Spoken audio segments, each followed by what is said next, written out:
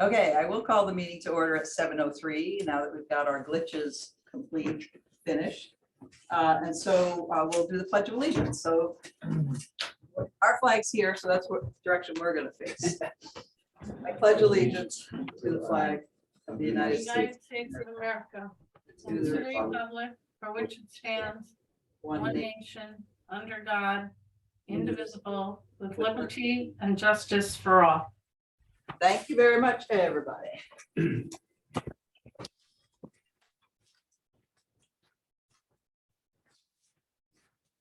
All right, public input.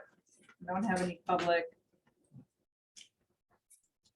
So we'll move on from there. Correspondence, nothing new since I saw you a few hours ago. Nobody else has anything we just have all the stuff that was emailed out over the past 2 weeks. We're gonna approve our meeting schedule for 2023. Kathy was kind enough to put that together last month, so it was there for our review. We didn't vote on it then because we were questioning whether we were going to keep 2 meetings a month, which we are going to do. It's easier to cancel than it is to add and call special meetings. So I'll make a motion that we approve the 2023 meeting schedule as presented by Kathy. I'll To second everyone, John Menti seconds, any discussion? The only thing I would add in, so is this gonna be our home hybrid? That's what it says, right? It says already. I looked at it and then I can't remember. It's already in there, though. It So says it all says- meetings will be held in meeting room B and remotely. Okay, so that's all set. We don't have to add that in each time. So basically, this meeting room B is gonna be our new home for in-person, and we'll be doing hybrid as long as we can. Any other discussion or questions on this schedule? All in favor? Aye. Aye. Opposed? Done with that. And then I'll also make a motion that we approve the regular meeting minutes from our meeting of November 9, 2022. I'll second that. John seconds, Dave Olson seconds, everybody seconds. Any questions, changes, et cetera, that we need to do with that? All in favor? Aye. Aye. Opposed? Does anybody need to abstain? Dave Horvath and Dr. Brown. Okay, Dave Horvath and Barb Germanero are abstaining, just so you know. Okay, so we're gonna go through the agenda. We may do a little reversal, but we are gonna do the municipal center renovation since that's first on the agenda. Mark Schweitzer is on, but I'll do a brief update and then if Mark has any input, and we do have an invoice for that. So we actually had a meeting there last week to look at a few things. Most of the demolition is done. And they did run into a few things that were unexpected, but took care of them pretty easily. That's the 2 stairwells, the one that was demolished, going down is steel with the concrete poured in the pans for the steps. And they thought that the landing was also a concrete pan with, a steel pan with concrete poured in it. It was a whole big, huge formed concrete, pour the concrete, take the forms away. So they had to bust the whole thing out and create a new floor because they needed the floor for that bathroom, the bathroom that's going in. So they were pretty much done with that when we saw them. The only things that they have, the big things they have to finish are removing all the plumbing fixtures, which they can't do until they're able to isolate the plumbing, which is happening on Friday and Saturday this week. So they basically have to shut the building down and drain it. There are no isolation valves for that area. So they're going to create some. They took so the plumbing is down in the backside of the senior center, the cafeteria, which was the cafeteria when people went to school here.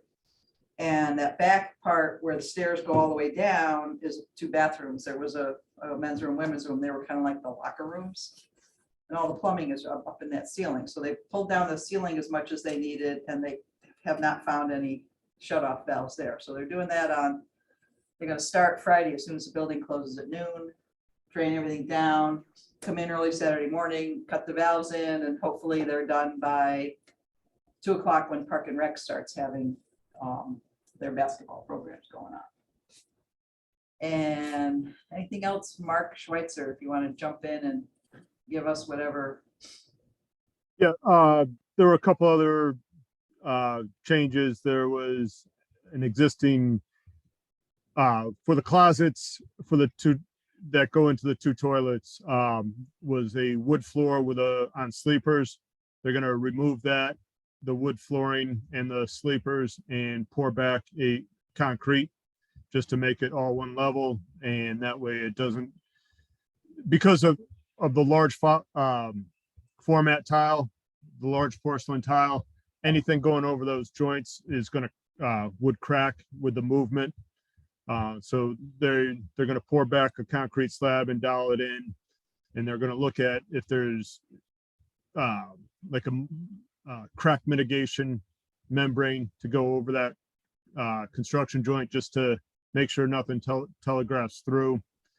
The door swing or the doors on the toilets are going to remain where they are, and they're going to reverse the swing from the plans. That way they don't have to do additional demo of the existing masonry. There was some question as far as, will we have the required ADA distance for the pole on the pole side? We will, according to the plans that we have. And I confirmed that with the building official, that it's 18 inches versus the 24 that from previous codes. I mean, all this has to be done in the field to make sure that we have the 18 inches, but on paper, we do. And then the last item that we talked about on that, in the men's toilet, it just so happens where the wet wall is going, there's an existing concrete beam underneath holding up the floor. And they're going to hug that beam as close as possible, but it may push that wet wall into the men's toilet even a little bit more than what is shown on the plans. There is a dimension on the plans that they need to hold. So once after I talked to Jay, I told him he had to hold the 95 inches for the minimum distance for ADA for the ADA toilet, the 32 inch on the toilet partition, and the 4 inch on the toilet partitions. He was going to lay it out and make sure that he has the minimum distance that he needs. And if he doesn't, he'll give us a shout. If he does, he can put the wall where it needs to go. But other than that, like Nancy said, demo's proceeding, and they should be wrapping that up shortly. Yeah, it's going along pretty well. In the meeting that we had, Mark was at the meeting last week. We asked Jay Metcalf from BMP if any of these little changes were going to require any kind of they don't call them change orders, they call them something else. And he said, not at this point, that everything that they've run into is kind of being taken care of by some stuff they don't have to do and things like that. So it's working out pretty well. The whole GP room and the lobby are on sleepers. There's probably there's a pan and concrete poured on top of it, sleepers, and then the wood floor on top of that, except for in the bathrooms where they poured concrete. So where the closets were that become now the entrance to the bathroom, that's on sleepers, and that's why that has to get torn out. So it's all concrete, like Mark said, and we don't end up with any problems with the big tile that they're putting in the bathrooms. So that's kind of, I think once they get that, I don't even know what they would do. There was some in there doing something today. I didn't go in there, I just heard them. So getting the plumbing taken care of, and then they can get whatever mechanical kinds of things, plumbing, electrical, et cetera, that they have to start doing in the ceiling and underneath, get that settled. But the big thing in the men's toilet with that big concrete beam underneath is right in line with the wall above where the plumbing's supposed to be going down. They don't want to be drilling through that. So offsetting it is the way to go, and hopefully they can do that without compromising the space in the bathroom. Anything else, Mark? Nope, that is all I had. Okay, I don't think, anybody have any questions? The only other thing we have, well, I did get when I sent it out, invoice from Collier, so we're gonna take care of that before we move on to the next. Is everybody's getting Mark sends out the reports to me, I send them to everybody, so you're able to get them and open them and everything, right? Yep. Mark's also gonna see about setting up a, like a. project- OneDrive. Yeah, OneDrive, so that we all have, it's gonna be accessible to all of us, so if you put reports there, or you need to go back and look at a report, you can find them there, other things, it's kind of like our shared drive that we have for the other projects. So once that's set up, we'll kind of give that info to everyone, and we'll all try making sure we can get it. Because that way we can share info there. Yep. Okay. So I'll make a motion that we approve Collier's invoice number 0000804051 dated November 30th, 2022, in the amount of $405. I'll second that. Seconds it. This is all for Mark's work on the job. Any questions on it? All in favor? Aye. Aye, opposed, done. I think we're set with that. John had a suggestion of if anybody wants to, we're coming here for a meeting next time. I think I can still get in the front door, so if you wanted to look at what's going on, I can open the door, we can walk in. All the other doors are sealed, so we're not going in that way. We're not making difficulties for them having to put their plastic back up, so. At some point, maybe when they get a little further along with construction, we can go take a look, see too. All right, thank you. Thanks, Mark. Thank you. Have a good night. We're gonna move along, and I think we're going to do the, quickly do the firing range. So Vinny's sick too, and he's got a flu with a nasty cough, and he said he was gonna try to come on and talk, but he says whenever he talks, he has a coughing fit. I'm reading an email that he sent. And there hasn't been much of a change from what he reported last time, because they're still working on the plans. And Action Target's working on the plans, and then their final plans are supposed to be getting to Jukunsky Hume soon. Like he had said by Christmas, so week and a half. And then Jukunsky Humes needs about a week to finish up what they need to do before Downs gets everything and starts to put together bid packages and put it out to bid. That's about all. So what's very important there, That we it's talk- the makeup air unit, yeah. Right? Right, John? what's that? Was it the makeup air unit? Yeah, so, you know, I don't know how they're going about it, but lead time for equipment is getting longer. And we had talked about one time them breaking it out and getting the unit ordered, because without the unit, it's not a project. Well, that's, So some stuff right now is 40 to 50 weeks out. yeah, So the longer that we take to order, we already know what size we need, yeah, the longer we take. So if there's a way that they can concentrate between, I think that's what Action he's been, yeah, working on, is trying to get Action Target to get it done and jump on it. oh, okay, they were working out separate. So I must they have missed talked that. about, I don't think he sent it out to everybody. I think it was like, he just was giving me a heads up because Chief Pugner was asking, and because it seems like nothing's going on, just no work's happening there, but it's all going on in the background. So they talked about getting it ordered as soon as possible, because it could be 4 months, it could be all out to 6 months as far as getting that. And what we talked about was not limited it to Daikin.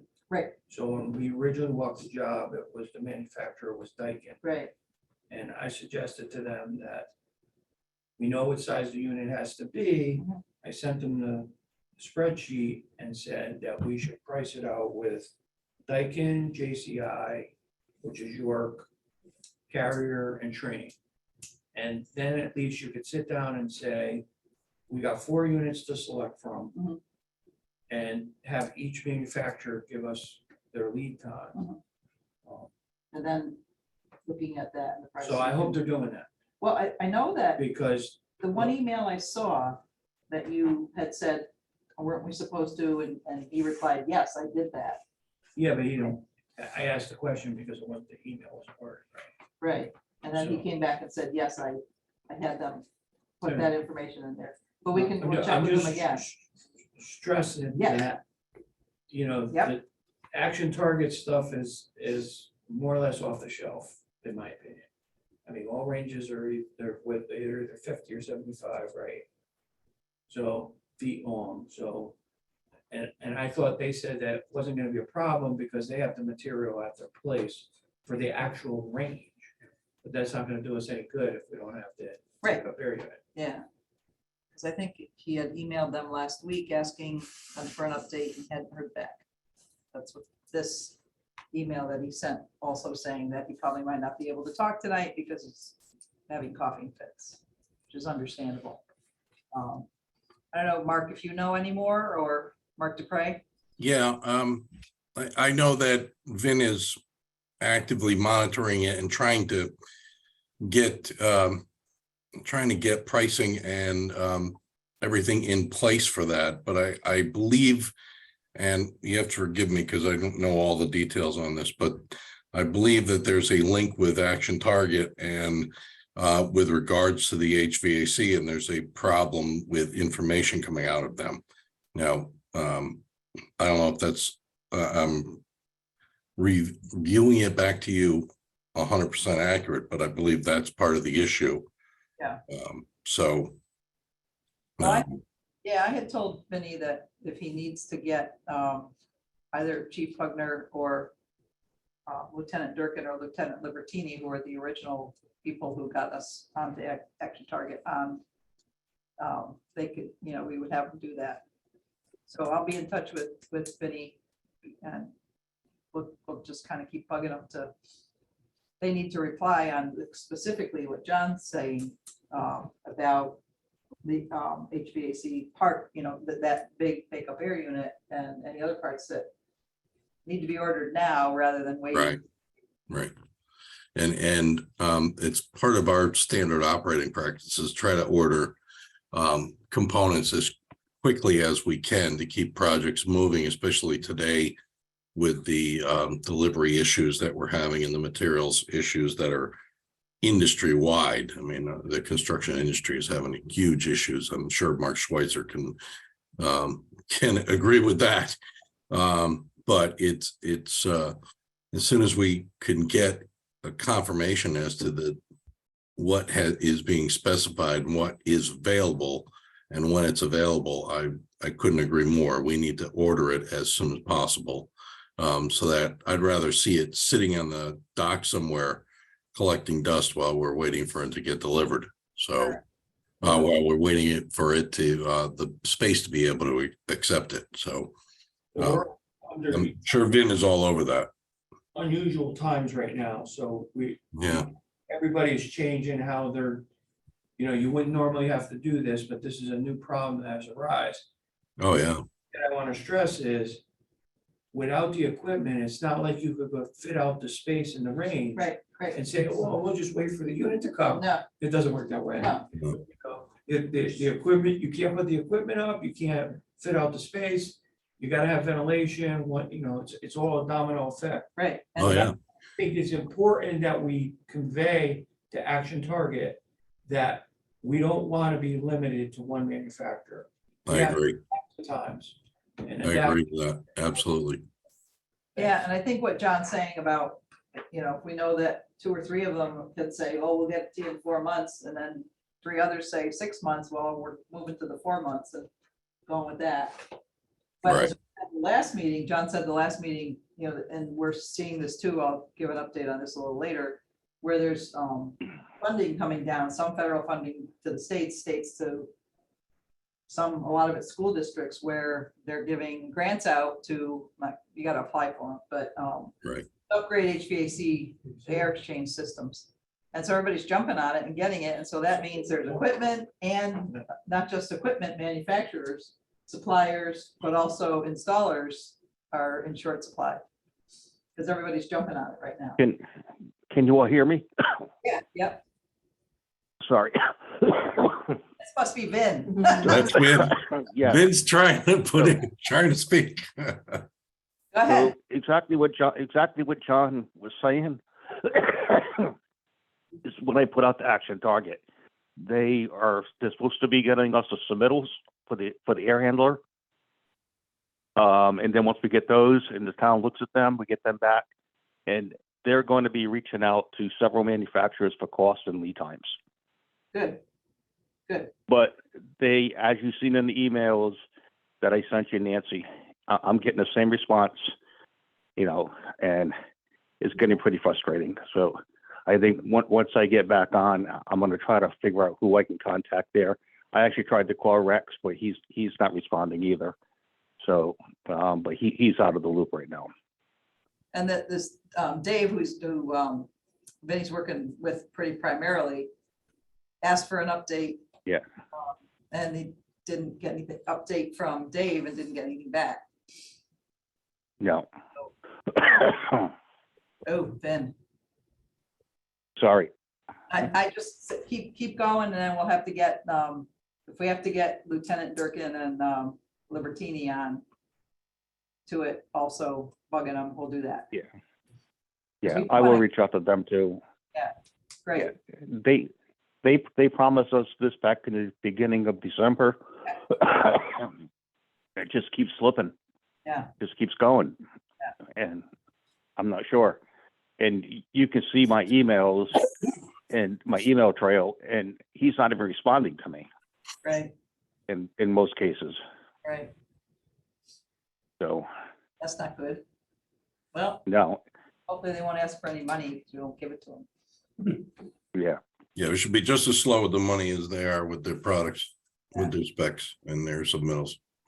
All right, well, anything else, Vin? We don't want to keep you if you're gonna keep having coughing fits. I understand that cough is what keeps you down for a while. Yeah, no, I got nothing else on Action Target. Great, so take care of yourself. I hope you feel better soon. The only other thing I Thank have you. is the STV invoice, so I will make a motion that we approve the STV invoice number 900261143 dated November 10 for the firing range in the amount of $1,614.50. Roy seconds it. It's pretty much Vinnie's meetings, et cetera. Any other questions about it? All in favor? Aye. Opposed? Done. And if you need anything, Vin, just, throw an email out there to, if it needs to be to all of us, do it. If it needs to go through me to get to everybody, we can do that too. But again, get in touch with Lieutenant Libertini and Lieutenant Durkin and see if they can help out, pressuring Action Target. They're probably in the same kind of situation a lot of people are that John said with, HVAC going crazy, but at least let us know that. Answer. Just say, hey, I'm trying. Okay. Thanks, Vin. Thanks, Mark.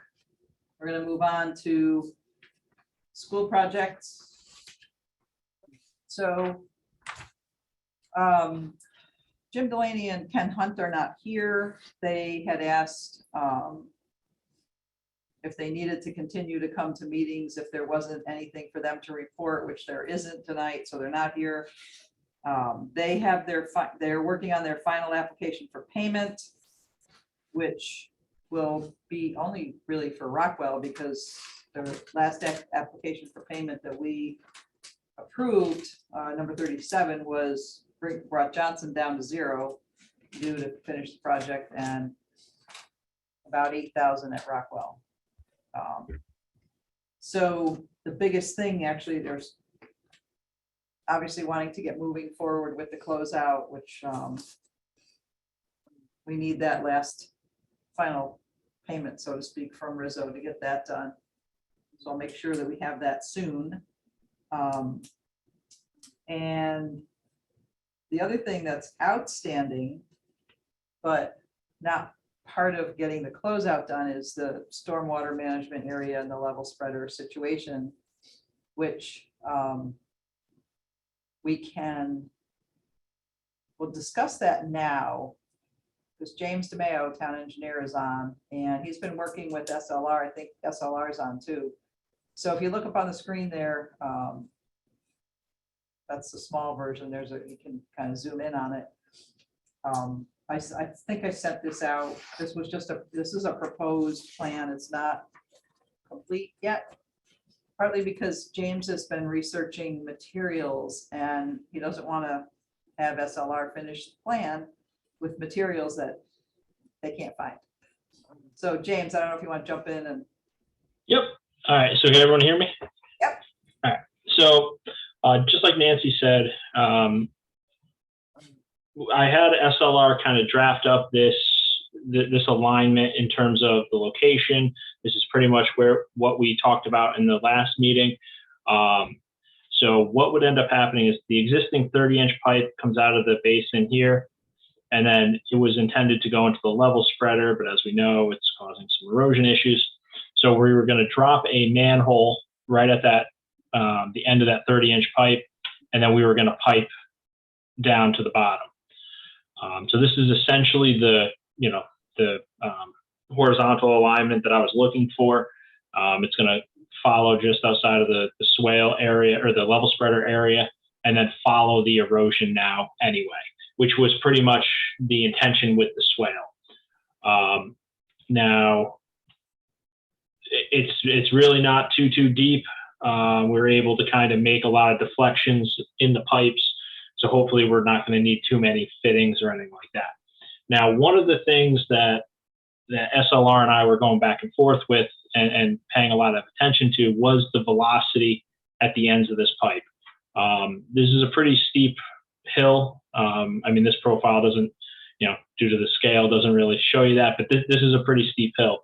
So that water is going to be moving pretty quick. So in an attempt to slow down the velocities, we wanted to use a single walled corrugated pipe. Now, and I prefer HDPE plastic instead of something like metal that's going to just rust and cause issues down the road, 20 years, maybe 30 years down the road. So with the problem that we were running into was that a lot of manufacturers stopped making it with COVID. They went to the double wall, which is the smooth interior, because most people want that. Most people are trying to increase the pipe velocities in order to reduce the size. This project, we're actually doing the opposite. We want to slow it down as much as we can, because otherwise the riprap scour hole, the level spread down below is going to need to be big. So it took a little while to track it down. ADS is a very popular manufacturer around here for stuff like that. They proceeded to tell me they stopped making anything over 8 inches in the single wall. But I was able to track some down. To give you an idea, actually Superior was able to track enough down for us to give you an idea of just what the pipe cost was coming in around $16,000. Could you zoom in on that a little bit, James, if you can, please? Oh, yep. So this was a quote that I got from Superior. They were able to get all of it, and as you can see, it's about $16,225. Was just for the 2 rows of pipe. Now, why it also took a little bit too is because I was calling around every distributor I could find. One distributor had half of what we needed. Another distributor had a couple pieces lying around, but nobody had kind of all of it. So I wanted to make sure that we can get the pipe that we were trying to do before I finalized SLR going down the rabbit hole with their design. As of today, got a quick estimate from SLR. This is what they were thinking the construction cost would be to do the pipe. They were originally thinking the one row, so we'd have to add $8,000 to this line item for the two sections of pipe. But they were coming up with 42, figure 50. I'd feel a little bit more comfortable with a little bit more in the way of contingency than just the 10%. So in my mind, from a budgetary perspective for the commission, I'd recommend thinking that it's going to be about 60 for the materials, installation. You know, there may be a couple of little weird fittings that we may need to add in.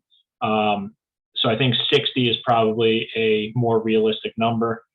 And then the only other thing that I will add into this is I'm anticipating the next question, which is when realistically can we do this? So due to the proximity to the brook and technically wetlands, we have to get wetlands approval. The Wetlands Commission, the deadline for the January meeting is the 19th. So of January. So if we're able to somehow submit before the 19th, if SLR is ready to finalize the design, get me everything I need in order to submit the application to wetlands. Wetlands accepts it that month. So what is it? January 19th. So they accept it on, I believe their meeting's either Monday or Tuesday. So either the 23rd or 24th, but they will not vote on it that first month. The way the regulations are, they accept it the first month and then they will vote on it the following month, which would mean the end of February. In case there's some weird thing, even if you figured March, just in case, hopefully none of the commission members get hung up on what we're trying to do. They don't request anything additional. Ideally, we should have approvals for March, which would mean potentially the earliest we can start the project would be April. That'll be contingent upon things like what contractor are we using? Are we going out to bid, not going out to bid? I'll leave that discussion for you all, but potentially in April, realistically. So you're saying that deadline to get things to wetlands is January 19th? Yeah, so in order for us to be heard on the February meeting, we need to submit by January 19th. So if we miss that deadline, it's going to push us back a month, which means, you know, the first meeting where we're going to be heard is going to be March. So if we get it to them January 19, when would be their meeting when they would look at it? So their meeting, I want to say their meeting is the third Monday. I'd have to double check their calendar. I'm sorry. It'd be the February meeting is when we would be heard. So. But you're saying if they hear us in February, they're not going to vote then, so they won't vote till March? No. So if we submit January 19th, Yep. They're going to accept it in the January meeting, which is like 5 days later. So 20. But then we'll have the ability for them to vote in February. Okay. So the hope is that if all the stars align and we can get everything in, we may be able to get a decision in February, pending that they don't want anything else. Now, in the interim, I'm going to be working with the wetlands enforcement officer in order to try to ease the process and try to foresee all these things. So hopefully we can get it done in February. So you can find out like what the plans that we have are sufficient for them to work with. Otherwise, we might need to have you or SLR put some other plans together if they need further information. Yeah, so just like everything else, the wetlands is a commission, which means the members have their own opinions on things. the wetlands enforcement officer and myself can try to foresee as much as we can. Hopefully, we get in front of them and they don't surprise us with any questions. But just in case they start looking for additional information for something else, then we may need to, we won't be able to get approval that first month. It would most likely get pushed to the following month. Right, okay. So I think Darren's on. I don't know if he has anything further that we need to know about. As where Darren or somebody from SLR is on there, I think. Nancy, Yeah, who pays for this? they would come out of the project budget, Out of what? the project budget. Are any of the previous contractors responsible for us having to do this? That's been part of a discussion ongoing as whether it was design or installation or a combination of those things. So it was installed the way it was designed. However, if you're looking at the plan, the site plan that James has up there, the upper part, which is the lower part of the page, which has all the little rocky stuff there with the black lines, that's the level spreader. Water's supposed to come into there, fill it up, and then spill over the edge of it. It's about 50 feet or so, evenly out for I don't know how many feet. The plan it was to have it go out lots and lots of feet, but the ground starts to slope off really quickly there. And in my opinion, that should have been taken into consideration during the design. However, when it was being installed, it also wasn't pointed out to the design team by the installer or by the construction manager. So it was installed and it's not working as intended. Okay, so we don't have to solve this tonight, but at some point we need to assess who's got a $60,000 obligation to fulfill. I'm not sure how we would, Yeah, we talked a little bit about this, Dave, or is trying to chase this back, and it seems that some of the elevations print to the south of the level spreader there were actually higher than the level spreader. So, it's kind of outside, it looks like the work was generally done to the plans, but there does seem to be some discrepancies with the original grades, etc., on the prints themselves. So this was the solution. I think we all, we've talked about this considerably back and forth, as far as pointing fingers at everyone.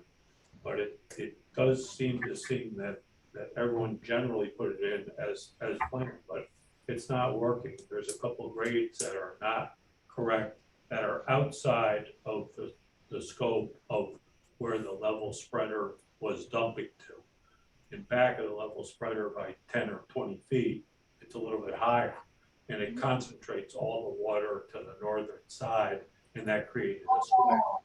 So that's what kind of created it, but it doesn't look like they did it incorrectly. It's just that the grades were not correct. I'd like to chime in a little bit to clarify some of this.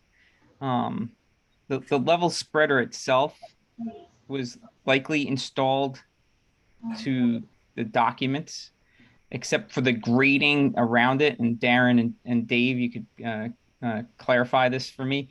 The grading around the level spreader did not match the details that were in the documents.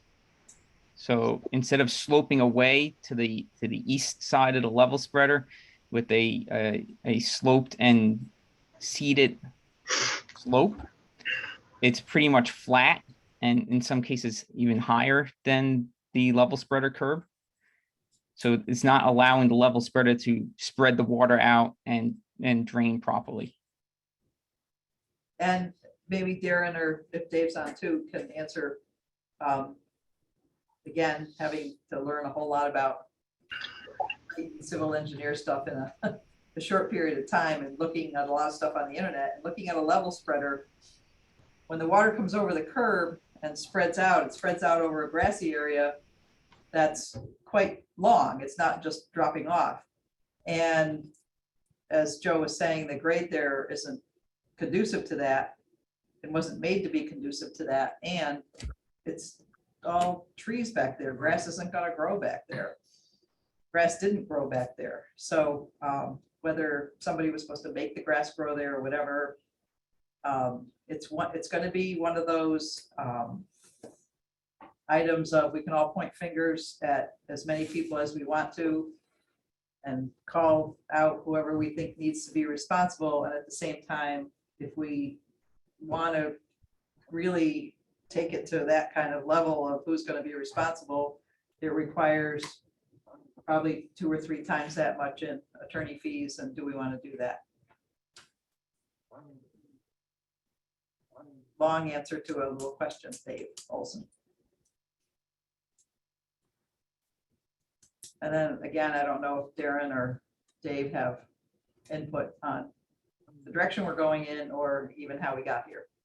I would also just add that, you know, in my kind of research of this particular aspect of this project, obviously Geraldine was involved earlier, so I'm a little bit behind the 8 ball with how this all came to be. Just wanted to throw this out to the committee that, to the commission, that your project limit line is very close to the level spreader. Yeah. And I think that played a significant role in the design and the execution of the construction. And I think there may have been a concern of getting any further down into, shall we say, for actual words, the woods, right? Because that is a steep slope there. And while I think we could blame Rizzo, I think we could blame SLR. I just think that there's too many other contributing factors in this to really point a significant finger at who's wrong and who's right, and is it actually? I agree with Nancy. Is it actually worth getting lawyers involved? My perspective on it is, I think we can really correct it cost effectively, and I think James DeMayo's involvement in this is incredibly good. It's good for the town. I don't think the previous town engineer was involved. No. I could be wrong. But I think there's a really good opportunity to correct this. But it's going to take extra steps that we didn't necessarily, when I say we, I mean all of us in the design team and the committee and the commission didn't really want to step into earlier on, because we just assumed that the level spreader was the right structure to work out the issue. And you know, nature does have its way. So you know, we could say the construction was done poorly, but the contractor could come back and say, and after it was in for a year, grades shifted. And if grades shifted, that's nature. That's an act of God. You're not going to, you know, you can't really plan on things like that. I think this particular suggestion that SLR and James DeMayo are proposing is probably the best option that you have facing you. Yeah, I think that's a good pointing out, because I know Joe pointed it out to me at one point where, yes, the town owns the land down to the brook and maybe even the brook. The other side is, I think, Taylor Road, other side of the brook. But the scope of the project, at one point, a line was drawn around both schools to say this is the scope of the project. And the responsibility for what's outside the scope of the project isn't ours or anybody's. So there were other times too when we were looking at, like at Johnson, trying to clean up. You're facing Johnson School over to the right, there's that whole scrubby area. It's outside the scope of the project. Well, I think we took care of some of that, but you know, we had to, and that's something I think the state kind of looks at too, when you start going outside the scope of the project. The Office of School Construction is like, wait, what's going on? This is what wasn't part of your original plan, which is why we're doing it outside too. So, and I think, thanks, Mark. I think Darren, you were going to jump in and say something too. Hey Nancy, yeah, it's Darren Overton from SLR. Yeah, we can spend a lot of time doing forensic investigation on what happened here, but the bottom line is there's unforeseen circumstances beyond the limit of the project that have put us in the position we're in today. And, we've been working with the town engineer to solve this issue. We believe we've come up with a reasonably cost-effective issue that, again, long-term is low maintenance. And I think we have a solution that is viable and is on track to, be implemented relatively soon. So from my perspective, I'm not interested in going backward. I'm interested in going forward and solving this issue and being done with it with a long-term solution. Thanks. Darren, do you think you could have something to submit by that date for the Inland Wetlands Commission? Absolutely. Happy to work with James. That is really important. We've been communicating back and forth. There's not much work left to do to clean this up. We just want consensus. I think James and I have kind of closed in on what we're comfortable with. We just want consensus from the rest that are involved here that this is the approach we're taking. And then we can finish up the details of it to where James is comfortable with the plan that he can bring before the Wetlands Commission, move forward with a permit, and then move forward with installation. Yeah, so I think the original plan, which was basically similar but no pipe, basically the water running down a channel, or so to speak, where it followed, kind of creating its own little river, but also having to put some swales in and some water bars and things to divert, so we weren't going to get the erosion that's happening now. The biggest thing is the erosion, in that people walk that trail. I have run into people who live on Taylor Road who are hike there every day, go for a walk with their dog, etc. Plus the whole disc golf trail kind of cuts across it. And each time we've gone back there, some of us, Darren and Joe Collada, Roy came at one point, James and I have been back there. Each time we have to go back there, if it's been a significant rain, you have to jump over a bigger eroded area. So the idea of putting the pipe underground with almost like a level spreader at the end there that would then dump into the brook, not as rapidly as what's happening now, would spread it out a little bit more. But the pipe was, as I said in the beginning, the pipe was a big thing that James was trying to make sure we could find it somewhere before it became part of the official plan. And now that he knows we can find it, we can get that finalized. We actually would have, so we're just looking at time. That's what I want to look at right now with this. Our next meeting is supposed to be December 28th. Whether we meet that or not, I don't know if that's going to happen. People might be away, etc. But then we would also have a meeting January 11 in the new year, which would, if we needed to approve plan, etc., would give us time to then get it to wetlands by the 19th. So I don't know if anybody has any thoughts on. Just gotta keep pushing it off. Yeah, yeah. As quick as possible. Yeah. Well, there you go. Okay. My computer keeps talking to me, even though I didn't tell it to. I'm gonna quiet. There you go. So the So computer- Nancy, I do want to confirm one thing. Would this commission like to see the design plans before we submit to inland wetlands? Or is the commission comfortable with the conceptual? Because all that's going to change now is a little bit more details, slight modifications between me and Darren prior to submission to wetlands.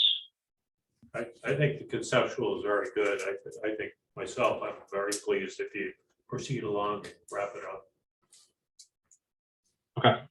My own feeling, but I don't know where you are.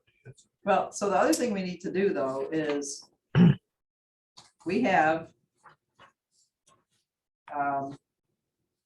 additional services requests from both STV and Perkins Eastman, which includes SLR, to finalize this. So we're gonna need to look at that too.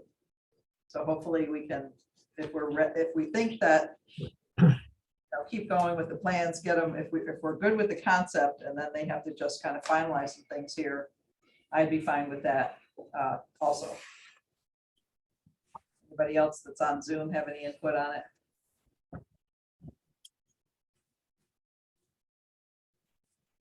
Okay, so then we're gonna deal with these additional service things.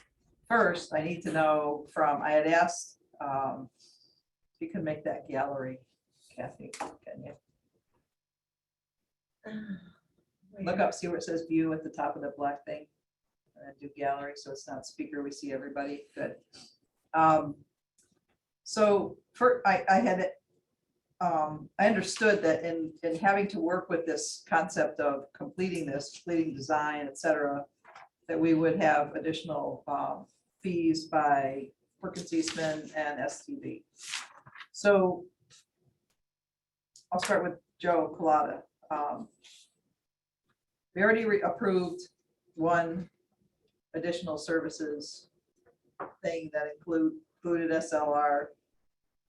So this is additional on top of that. That's correct. So does this also include, or do you have, I didn't read the whole, well, I did read the whole thing, but I'm still trying to understand. This is all for this, that you just sent one, correct? Correct. And this is for the level spreader in the stormwater management area. Yes. What about any kind of closeout that you guys need to do for the other part? Or is your part done? For like reviewing Rizzo's final pay rec. Yeah, all that. Yeah, that we would include that in this. Okay. And So, it's not going to shouldn't take too long. There's not much left in that to review. okay, so I'm gonna make a motion on this and then we can discuss it further so we can make sure everybody understands where we're going with it.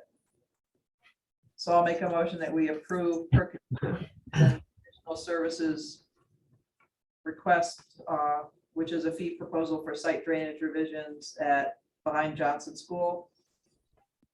In the amount of, so then this is where I need help. There's a fee, a fixed fee for $17,300. And then is the construction administration part on top of that? Yes. Yeah. So it'd be a fixed fee for the research, the calculations, the meetings that we've been having, the design, and the documentation by SLR, including our fee and markup on that. And then the hourly not to exceed would be for construction administration, which would occur probably looks like in April or March if we're optimistic. And then also included in that is if SLR had to attend any wetlands meetings. So that would be if necessary. It doesn't appear that they will have to. So then as I said, the 17,300 is the fixed amount. And then an additional 17,000 is not to exceed To exceed. Correct.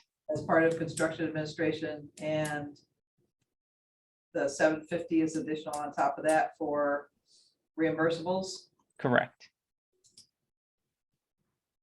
So this means I think it was like 14,000 that we already approved has already been used up. Yes.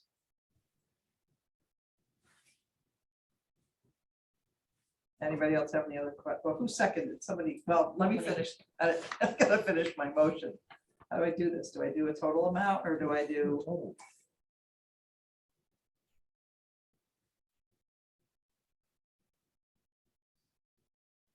It's almost better to have the 17.3 because that's fixed.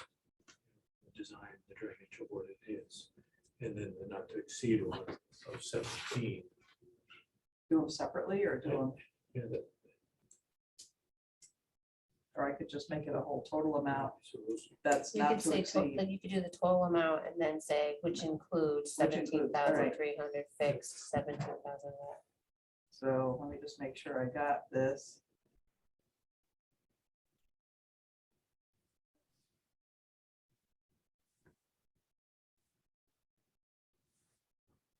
So the amount would be $35,050, which includes fixed amount of $17,300, a not to exceed amount for construction administration for $17,000, and a reimbursable amount of $750.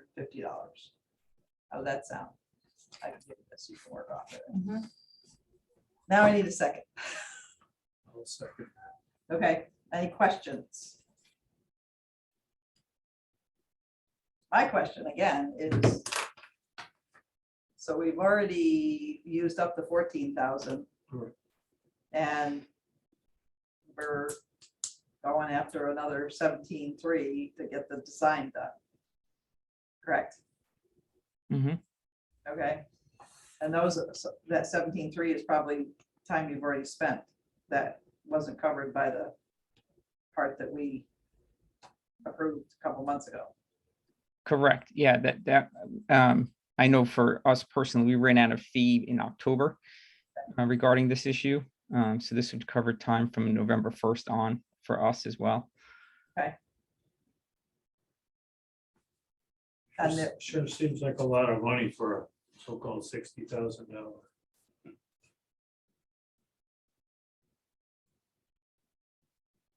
Just throwing it out there. I could agree with Dino. I don't know if there's much we can do about it. I mean, Especially when Jason's doing a lot of the work also. Do we anticipate any other fees moving forward?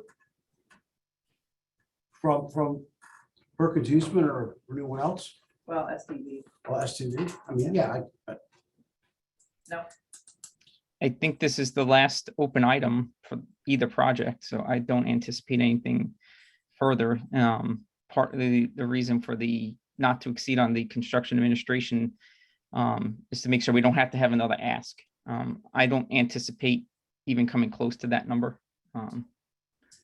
Can we also do that on the drainage one, not to exceed, and do that hourly? I mean, it really seems that we're really pushing it, Joe. well, it's both of Yeah, these I are know. part of it, I But know, but that's we've already for- spent 14 right? plus another 17. So if we've already spent 14 and we're spending another 17, that's kind of what it's gonna cost? That's a question. I'm sorry, can you repeat that? It's hard to hear. Right, so I know, because we're in this echo chamber here without microphone close to us. So can we look at that 17 as a not to exceed and 17. hourly? This one's- Yeah, that's right, 17.3. The 17th, I suppose we can, but I would think we'd get pretty close to it. I'd like to see any savings at all. Okay. Darren and Dave, do you have any issue with doing it in that manner? I have no concern. No, Joe. Okay, So we could make the total amount not to exceed. Yeah. Okay, all right, okay, so what I'll do is I could, I'll revise for record to instead of being a stipulated sum, fixed fee, have it say not to exceed and keep it broken out in this manner for design and then for construction administration and wetlands. okay. So The only question I have, if I could, Joe, just to clarify, because this always becomes a problem in construction administration, in other projects is, under that number, do you have an idea of how many meetings or job meetings or things like that, after the project is out and assuming that we bid it, how often, whether we have a job meeting or 2 job meetings or 3 job meetings, how many times do you guys planning on actually coming or attending those meetings? I would assume it'd be an initial kickoff meeting with the contractor. Yeah. It doesn't sound like it's going to should take very long for them to do the construction. I think the land clearing is going to take longer than a construction probably, but that's my opinion. Right. I don't know if there shouldn't be too much land clearing, right, Darren? And No, path's already cleared by the erosion. Right, but you gotta get the machinery in there. Right. And then there'd be some site observation and maybe a closeout meeting, but so Sure. maybe 3. Okay. and Well, if, that to me tells me you wouldn't exceed that. Yeah, I wouldn't think we would exceed that. You know, because we're in a similar boat where we do everything hourly with not to exceeds and we go far beyond our time on a not to exceed to keep things rolling. So Mhm. I would just expect you would do the same and that the number of meetings would be, you know, somewhat variable, but of course, if we needed you, you would be there. Right. Yeah, as we have been. and we can work out these, our public site meetings, so that you don't have to be at every meeting if we're not going to be specifically having to approve or discuss anything with the project. So, Right. yeah, because why?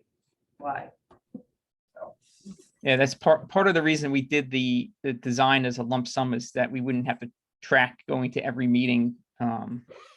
Like a meeting like this would just be part of that fee.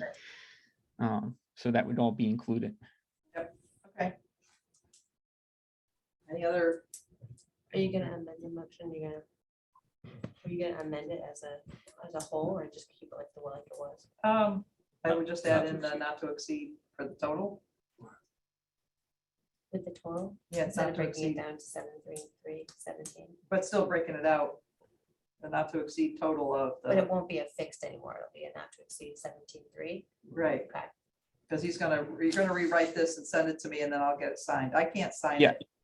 Yes. I got to have Rich sign it. So I can write that we approved it, and then I have to have Rich sign it, which is what we've done before with all the stuff. And then I send you back a scanned copy and file it with the town clerk. Okay. So you got it, the motion, right? Everybody's good now? Anybody other questions? Dave, Bob, anything? All in favor? Aye. Aye. Opposed? Done. I'll get another one from Joe and then we'll get that executed. So we also have requests from STV for both schools. And Johnson obviously has the level spreader part in it. Rockwell is just basically closeout, yet is how much closeout? So I'll make the motion and then we'll have to discuss it. Make a motion that we approve additional services agreement number 7 on Rockwell School from STV in the amount not to exceed $5,460. Right? I don't know, Mark, if you've got it there in front of you. Yes. Okay, so And that's based on, you know, November and going forward without knowledge of how much baloney we have to deal with Rizzo and that closeout. But as always, we will only bill hourly against that and only bill what we spend. So that's why we've been able to stay within our numbers, even well past our original, you know, change request. this is amount is in addition to the last one we did? Yes. Okay. And if we close out more quickly, then, so it's a not to exceed amount, correct? Right. If we don't spend it, we don't ask for any more. You know, if we don't bill it, if we don't spend the time, we don't bill it. That's the way we work. Okay. Any questions? Nancy, I have a question. At what meeting are you going to get the final Rizzo application for payment? Hopefully very soon. I think they kind of have it ready to go, but we didn't get it for this one. And I think we're going to have a quick discussion before everybody up there goes away, school people, as to whether we can meet on the 28th and then we can push get it to us for that meeting. Well, when you want to have a meeting, if they can't get it for us on the 28th, then Then it would be January. Right. Okay, because my understanding originally was they were going to have it for you for tonight. So, so you're thinking the latest will be January 11th? Yes.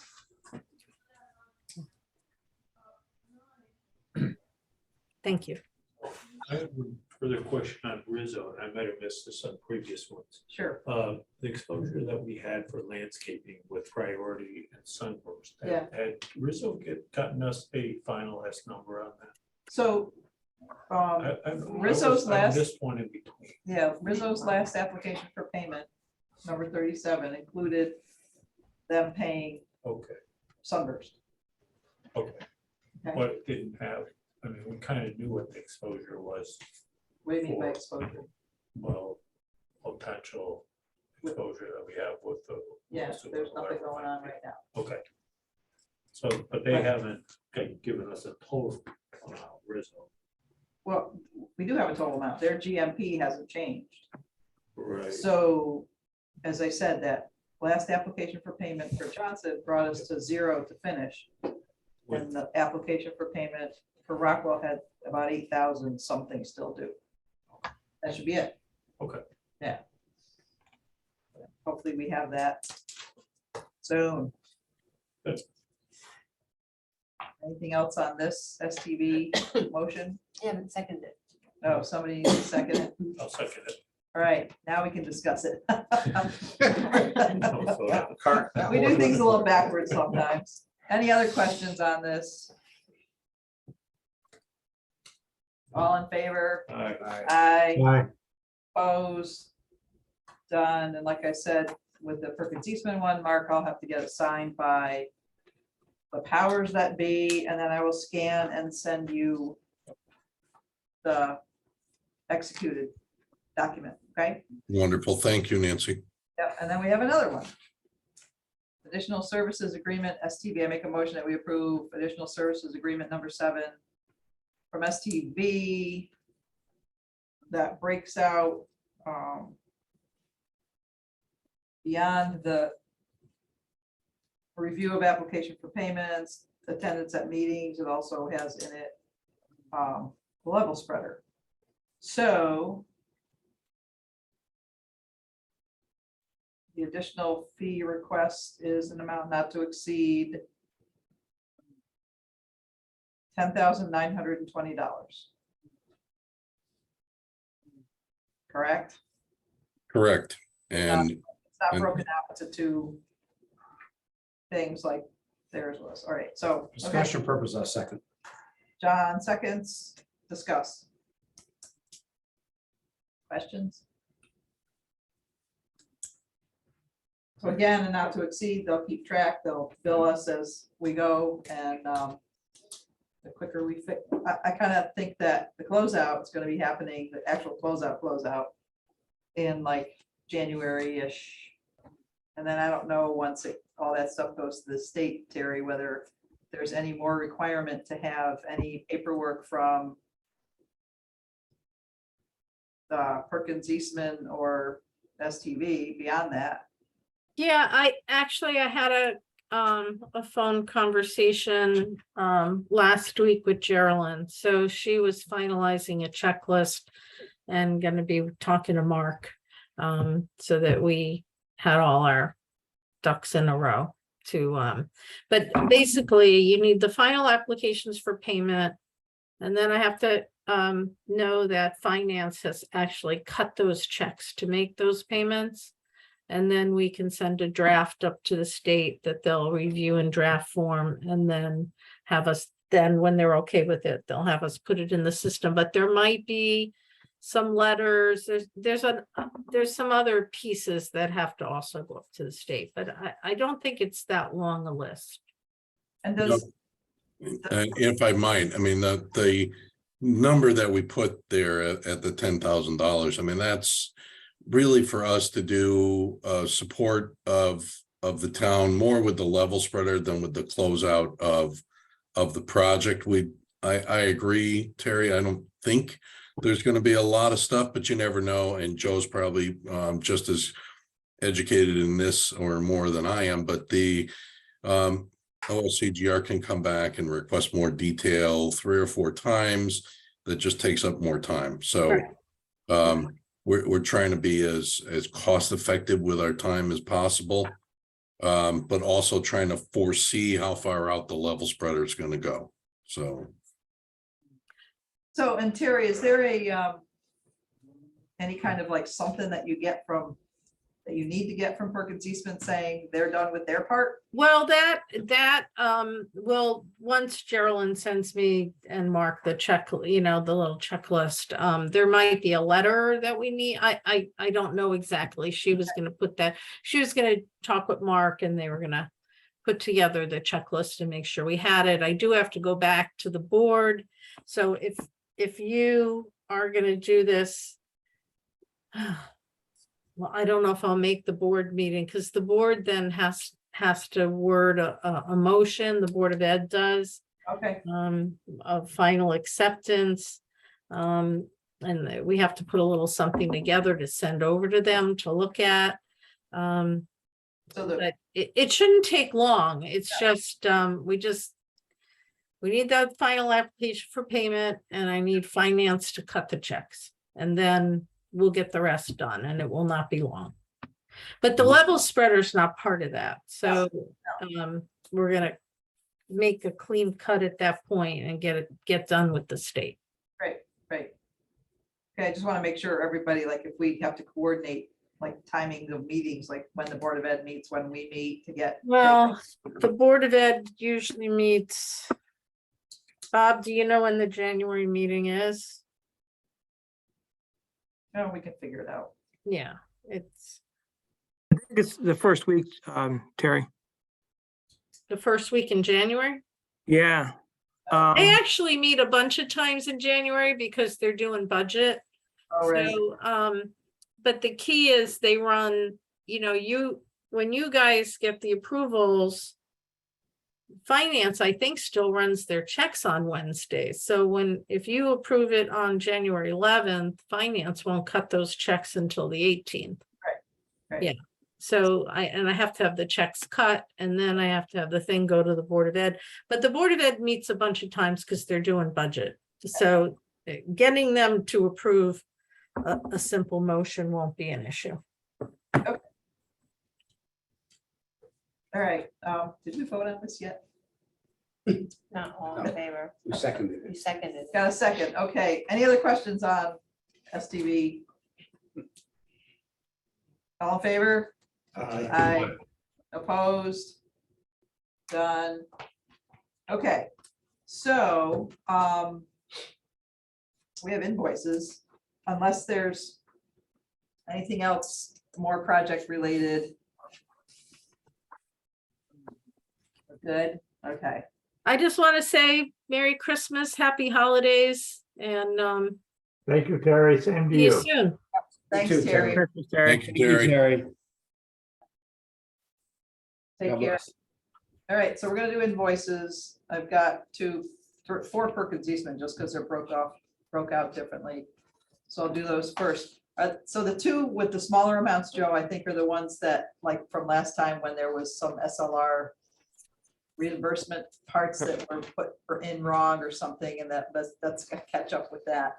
Correct. Yeah, it's on our original project number where all the reimbursables live for the contract. Which is why in this latest one, I separated it out so that any additional ones would be with the new project number. So we Yep. don't run into that issue again. Okay, So Joe, is this the money you're gonna use to buy us Christmas presents? I don't think I could do that since you're a public board. that would be not good. The town of Bethel could give us something though. That's Since what right now, Board of Ed. No, none of those people are in charge of any of that. All right, so I'll make a motion that we approve Perkins Sorry. Eastman invoice number 68961.00-36 for Rockwell School in the amount of $51.57. Second that. Okay. 51 left. 5157. All in favor? Opposed, done. Make a motion that we approve it Perkins Eastman invoice number 68962.00.0-36 for Johnson School in the amount of $41.83. Second, Roy second, or John, whoever seconds it. Who did it? You? right. Roy, all in favor? Aye. Opposed? Hey, Dave, they're not big Christmas presents with that kind of money. Those are stocking presents, Joe. Maybe a Powerball ticket. I'll sell for that. And then I'll make a motion that we approve Perkins Eastman invoice number 68961.06.0-20 for Rockwell Extended Services in the amount of $1,658.75. Second. Dave Olson seconds, all in favor? Aye. Opposed, done. And then Perkins Eastman invoice number 68962.07.0-20 for Johnson School Extended Services in the amount of $10,168.49. Second. Of SLR stuff. Who seconded? Dave Olson? Right. All in favor? Aye. Opposed, done. Then we got STV. Why is there only, I guess there's only one. Oh, no, I got two. All right, STV invoice number 900261134 for Johnson School in the amount of $1,365. Second. Dave Olson seconds, all in favor? Aye. Opposed, done. And then STV invoice number 900261140 for Rockwell School in the amount of $1,638. Second. Dave Olson seconds, all in favor? Aye. Aye. Opposed, done. Is there anything I forgot? Nope. Because there was all these invoices flying around through emails back and forth. Mark, Vinny, everybody, I think we got everything. So I think we're good to go. Terrific, thank you. So we're gonna have to make a decision about December meeting. Well, if I would suggest if we could find out from Rizzo, if they're gonna have the invoice, we have the meeting. If not, we Yeah, postpone. so that's what we're gonna do. However, I need to know if people can make it. If you could, if you're away and you can zoom in from somewhere. I think we would probably just need us What was the date? December 28th. That's our next I'll be schedule. there. I'll be around. I'll If be we have 6 people or 5 people for a quorum, then we can get stuff done. Well, I have no life, so I'll probably be around. And I think in getting the application from Rizzo, we just have to make sure Joe Colada is able to meet up with them and do the signature. First, it has to get reviewed by either Mark or Vinny or whoever's doing the reviewing and make sure everything's copacetic, and then I think we're good to go. Yeah, I'll be on vacation, but I can meet up with Ken. Okay, all right, we'll figure that out. All right, So so just make sure they got a full release of liens. Yeah. That's what we need. Yeah. You could remind Ken of that. I'd be happy to. I'll be happy to. all right, so that's it. Oh, wait, one more thing. So Dino was supposed to be on with us tonight, but he's got a bug too and said that if he didn't feel well, he was not going to come on by Zoom. However, Dino is resigning from the commission effective the end of this month. His term was up, his latest term was up 2 years ago, or maybe a year ago. But he agreed to stay on to get us a little further along with getting school project done. And so, but has resigned. He's put his letter in with the town clerk. And so we're thanking him, even though he's not here. I'll send a letter or something, but thanking him for his years of service to the commission and to the town. And I believe that the RTC has a name of someone that they're going to put forward to the Board of selectmen in January, so we do have a full commission, but we won't do election of officers till we do have, I think everybody else is around, you're not, none of us are up, so I think we all stay. Or if anybody's up, they're gonna get reappointed. John's trying to get out. So that's an update there, and I think that's I got it. news for you. Let's get the police station fair. I would like to make a motion, we adjourn. I'll second it. Okay. All in favor? Bye. Good night, all. Merry Christmas to Good night, everyone. everybody.